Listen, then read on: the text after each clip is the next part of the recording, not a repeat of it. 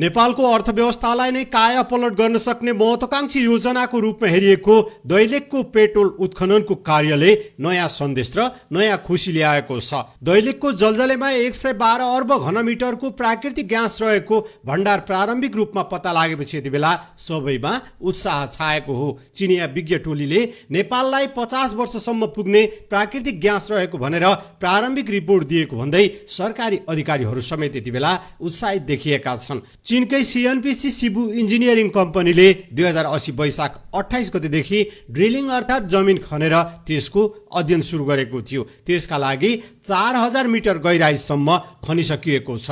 त्यहाँसम्म पुग्दा जमिन मुनिबाट ग्यासको गन्ध आएको थियो, तर ग्यासको मात्रा र गुणस्तर लगायतका थप परीक्षणका लागि चट्टानका नमुना सङ्कलन गरेर चीन पठाइएको थियो। त्यसको उद्देश्य दैलेखको ग्यास व्यापारिक दृष्टिकोणले उपयुक्त छ कि छैन भन्ने पत्ता लगाउनु रहेको थियो। अहिले हामीलाई प्रारम्भिक रूपमा जुन रिपोर्ट प्राप्त भएको छ त्यसमा 112 अर्ब घनमिटर प्राकृतिक ग्यास छ भन्ने पुष्टि भएको छ। उद्योग वाणिज्य तथा आपूर्ति मन्त्री दामोदर भण्डारीले जानकारी दिएका छन्। यो मिथेन ग्यास भन्ने पनि पत्ता लागेको उनको भनाइरहेको छ। मिथेन ग्यास पेट्रोल डिजेलको विकल्पमा स्वच्छ इन्धन मानिन्छ। मिथेन ग्यासबाट गाडी चलाउन, बिजुली उत्पादन गर्न र घरायसी प्रयोजनमा बत्ती बाल्न पनि सकिन्छ। खानी तथा भूगर्भ विभागका पेट्रोलियम अन्वेषण परियोजनाका सूचना अधिकारी प्रकाश लुइटेलले बताएका छन्, मिथेन ग्यासबाट हाइड्रोजन छुट्टाएर अमोनिया ग्यास निकालेर मल कारखानामा पनि प्रयोग गर्न सकिन्छ। उद्योग मन्त्री भण्डारीका अनुसार चिनिया प्राविधिक टोलीले ड्रिल गरेको ठाउँबाट नेपाललाई 50 वर्षसम्म पुग्ने प्राकृतिक ग्यास रहेको पुष्टि भएको बताएका छन्।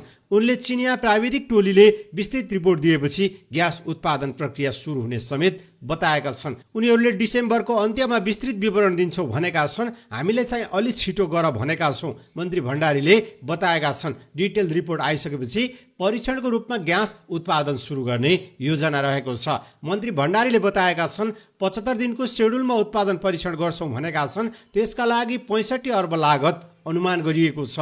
नेपालमा उत्पादित प्राकृतिक ग्यासलाई व्यावसायिक प्रयोजनमा ल्याउन सके आर्थिक उन्नतिमा देशले ठूलो फड्को मार्ने समेत भण्डारीले बताएका छन्। नेपालमा व्यवस्थित रूपमा पेट्रोलियम अन्वेषण गर्ने कार्य भने सन् 1997बाट सुरु भएको थियो। खानी तथा भूगर्भ विभागले विश्व बैंकको सहयोगमा 1978-79 मा तराईको शिवालिक क्षेत्रमा 48,000 वर्ग किलोमिटर क्षेत्रफल ढाक्ने एयरबोर्न म्याग्नेटिक सर्वेक्षण सम्पन्न गरेको थियो, जसले उत्साहजनक नतिजा यस अघि पनि देखाएको थियो। त्यसपछि नेपाल सरकारले सन् 1982 मा पेट्रोलियम अन्वेषण प्रवर्धन परियोजना स्थापना गरी अन्वेषण कार्यलाई प्रवर्धन तथा अनुगमन गर्ने काम सुरु गरेको थियो। परियोजनाले नेपालको